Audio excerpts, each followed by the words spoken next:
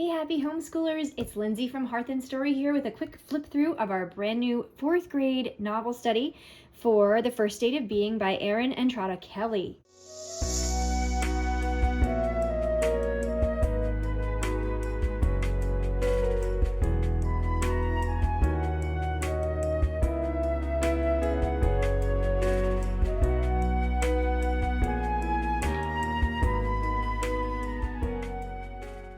So let's get into it. Okay, we're going back to the 90s. These kids are going to need some help understanding some of the pop culture ideas here. So we actually made a little 90s dictionary, and throughout the guide it tells you when they mention something like no duh, to look it up and see what it means. And of course, I'm thinking parents can help with some of that too.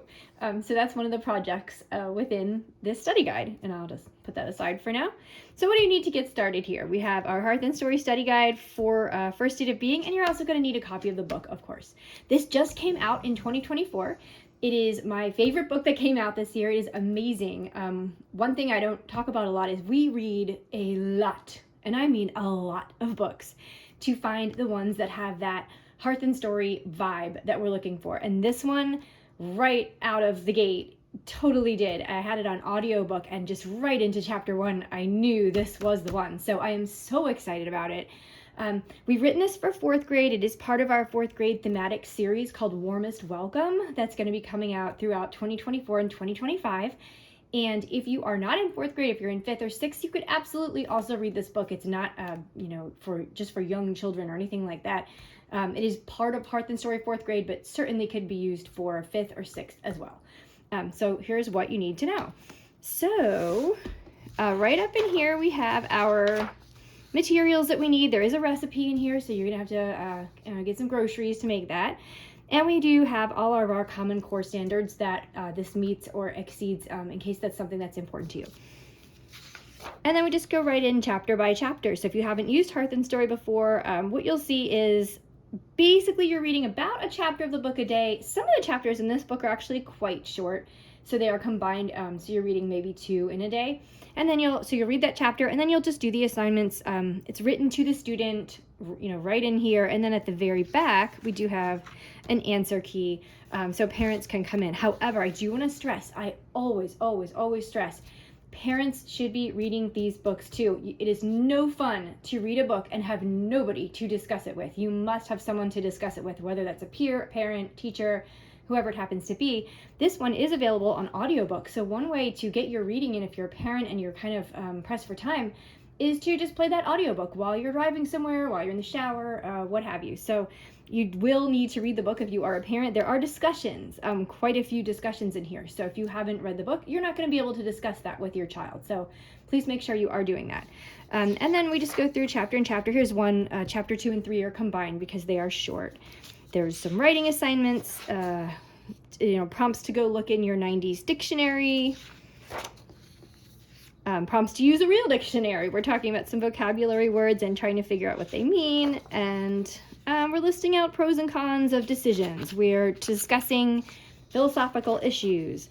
So it just sort of goes through the whole book, chapter by chapter. We do have a couple of larger assignments, a little bit larger assignments. There's one where we're combining or taking a look at a primary source of history that you're going to get through an interview, because this does take place in 1999. So if your student can find someone who was an adult or a teen in 1999, which is probably going to be their parent at this point, depending on when you're watching this, they're going to be interviewing them. So you'll get to have a little bit of walk down memory lane there. And then they're also going to look at a secondary source about that time period, compare and contrast them, and think about using sources that way. And then right after that, they actually have another short writing assignment where they're thinking about point of view and why did this one particular event happen in this one scene. So let's really dig in and analyze that scene from a different character's point of view, and that's going to give us some insights into what's really going on. So they'll be writing there. For all of our writing assignments, we always leave space to write, but I really do recommend at this age they should be starting to learn how to type. Some kids are going to be much more comfortable typing. I know in my family, my son can think and type much faster than he can write by hand. And so the pieces of writing that he produces by typing are always much, much better. They're going to be much more in depth. He feels very comfortable just, from lots of online gaming, I guess, using, the computer and typing, and would much rather do that. So while there is space to write by hand, you can totally do that. Typing is recommended as well. And that just takes you on through to the end. The end, we really are thinking quite a bit about our theme of Warmest Welcome, and each of the 4 novels that we're doing in the 4th grade year will have that same theme. So all of the Hearth and Story novel studies fit into a theme. So 4th grade is Warmest Welcome, 5th grade is The Stories We Are Told, 6th grade is Better Together, and those are the ones that have been announced right now. We have some others in the works as well. So that's about it. Please drop a comment if you have any questions. Feel free to comment, email us, reach out on social media. We're here to help.